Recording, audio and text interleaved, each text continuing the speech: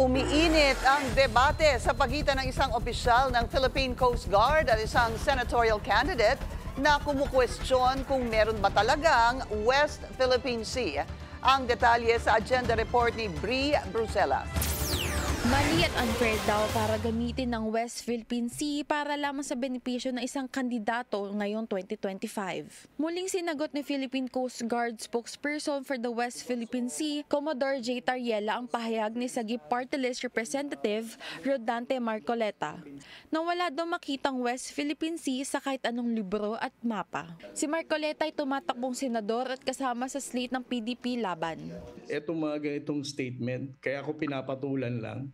Kasi baka may mga Pilipinong mag-isip na wala nga talagang West Philippine Sea at mali ang ipinaglalaban nating West Philippine Sea. Dagdag ni Tariela, hindi niya alam kung absent ba si Congressman Marcoleta nung naipasa ang Philippine Maritime Zones Act. At sa pagkakaalam niya, walang kumontra dito. Tumataas naman daw ang kamalayan ng mga Pilipino kung ano ang importansya ng West Philippine Sea at kung bakit ito laban para sa taong bayan.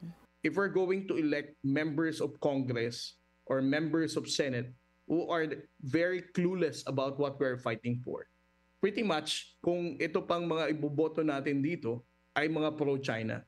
So I think this is the right time for us to make sure that our voters will really be very wise right now to consider that this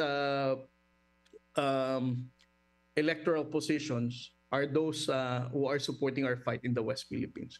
Hirap din daw ang PCG at AFP na makakuha ng suporta mula sa Kongreso para sa karagdagang budget para sa modernization. Para sa agenda, Bri Bruselas, Billionaire News Channel.